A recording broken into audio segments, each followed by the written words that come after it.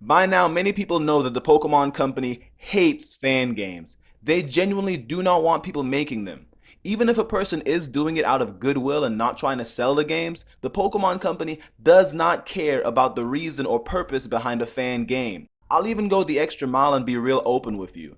As someone making their own original monster taming game, I'll tell you right now that if you're not already popular on YouTube, don't expect other content creators to be promoting your game. You'll have to rely on marketing your own game yourself. Marketing your own original monster taming game is more difficult than most people realize, since you're not using any Pokemon content. Just ask any indie game developer who has had to do it. Unless you're fortunate enough to have high budget artwork and flashy game features that would require skilled coding knowledge, don't hold your breath expecting any YouTubers to see your game and even mention it in passing. There are small developers that can attest to this, that sometimes I've been the only person to cover their monster taming game. Recently, a website called Relic Castle has been shut down, and that website was known for distributing Pokemon fan games. This shutdown does not only apply to websites and games. There have been 7-year-old YouTube videos that have been hit with a YouTube copyright strike because they covered a Pokemon fan game.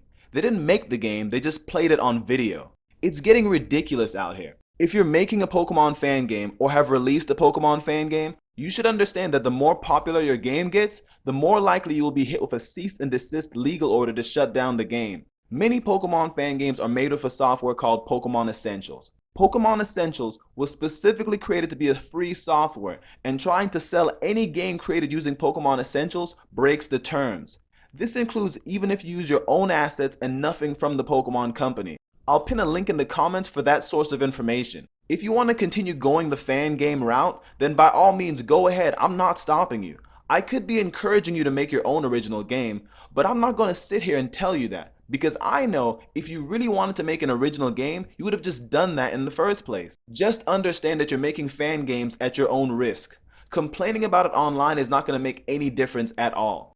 If you actually want to make your own monster taming game, you do have actual options outside of Pokemon Essentials and Pokemon SDK, which by the way, they both run on RPG Maker XP. They built off of that as a base, just letting you know. What I'm saying even applies to the people who do not have any coding knowledge. I know some game engines that don't require coding knowledge, but they will still require time and research in how to use the software. If you're expecting to have everything in your original game run just like a Pokemon game, then you may have to wait longer to find a resource like that. If you want any advice concerning this topic, I would be happy to answer your questions in the comments section. There are currently 2 game engine add-ons that are specifically designed for making commercial games like Pokemon. One is used with Game Maker Studio and the other is used with Unity. I've already featured both of them on my channel. I've even practiced making game assets myself to help my viewers. Lastly, building your own original monster taming games does not guarantee that you will earn any profit at all. There is a high chance that you will not gain any profit from total game sales compared to the cost of making a good game. The people who truly want to make an original game will try anyway, knowing fully well how things normally pan out. Now, when it comes to fundraising,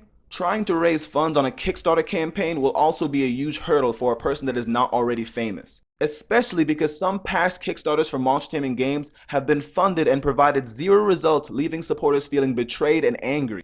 Even Temtem, for example, was funded, but now the fan base is kinda angry with how they've been making decisions. That's just one example. Monster taming fans have become more apprehensive with financially backing future indie monster taming projects because of the past problems. I hope the information I provided in this video was helpful. This is the OFC Media. I've been dropping videos for the monster taming community for a while now. I've been helping the players and I've been helping the developers. Thank you all for watching. If you enjoyed watching this video, be sure to subscribe and like and share. Find out what happens next time on the OFC.